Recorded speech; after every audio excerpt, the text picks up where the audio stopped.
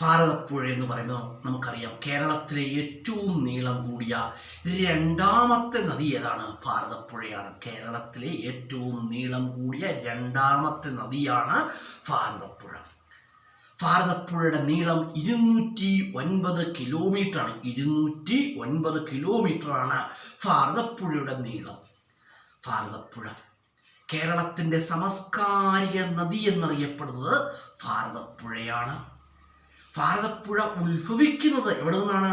തമിഴ്നാട്ടിലെ ആനമലയിൽ നിന്നുമാണ്. തമിഴ്നാട്ടിലെ ആനമലയിൽ നിന്നുമാണ് ഭാരതപ്പുഴ ഉത്ഭവിക്കുന്നത്.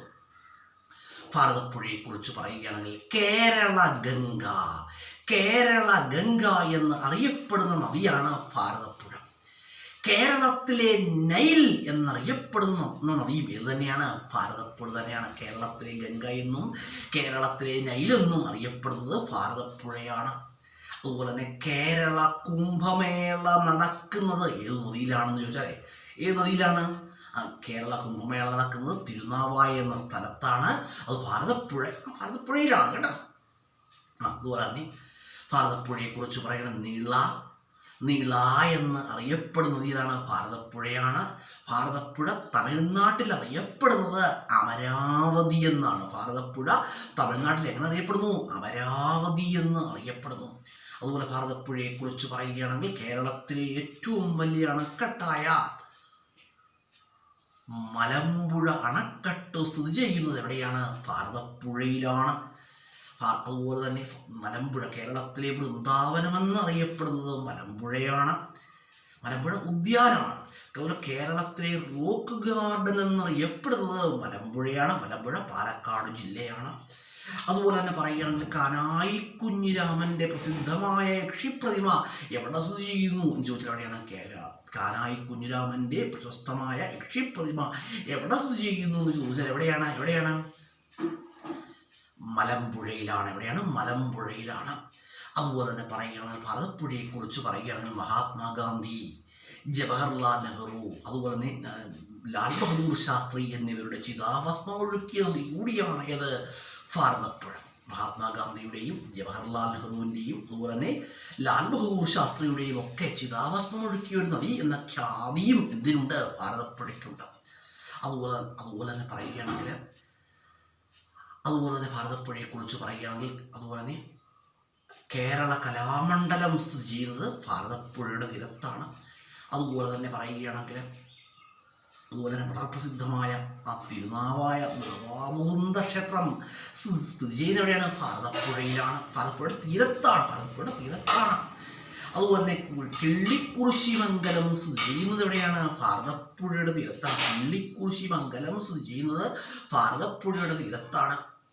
അതുപോലെ ഭാരതപ്പുഴയെക്കുറിച്ച് പറയുകയാണെങ്കിൽ നമുക്കറിയാം കേരളത്തിൻ്റെ ചരിത്രത്തിലെ ഭാരതപ്പുഴയുടെ സ്ഥാനം എന്ന് പറഞ്ഞാൽ വളരെ വലുതാണ്.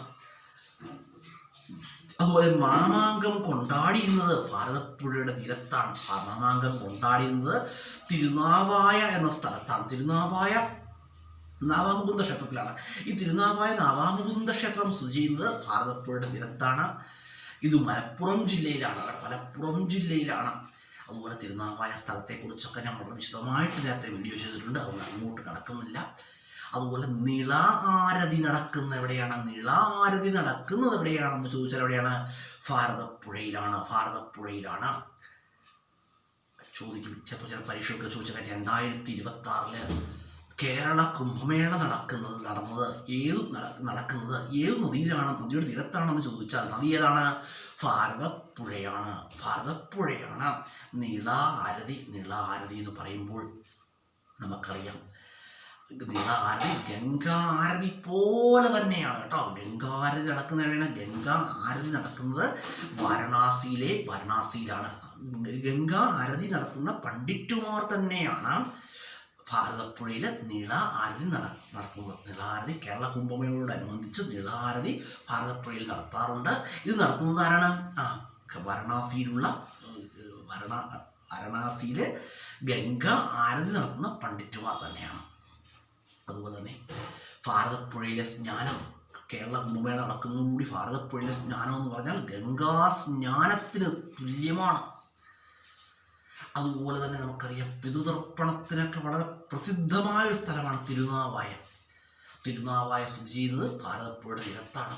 അതുപോലെ കുംഭമേള കൊണ്ട് കുംഭമേളയിൽ നടക്കുന്ന കേരള കുംഭമേളയിൽ പ്രധാനമായിട്ട് നടക്കുന്നതെന്ന് പറഞ്ഞാൽ സന്യാസി സംഗമങ്ങൾ, അതുപോലെ തന്നെ സത്സംഗങ്ങൾ, അതുപോലെ പുണ്യസ്നാനം, നിള ആരതി, ഇതൊക്കെയാണ് പ്രധാനമായിട്ടും കേരള കുംഭമേളയിൽ നടക്കുന്നത് കേട്ടോ. കേരള കുംഭമേളയുടെ മേൽനോട്ടം എന്ന് പറഞ്ഞാൽ സ്വാമി ആനന്ദവനം ഭാരതി, മഹാമണ്ഡലേശ്വർ സ്വാമി ആനന്ദവനം ഭാരതി മഹാരാജനാണ്.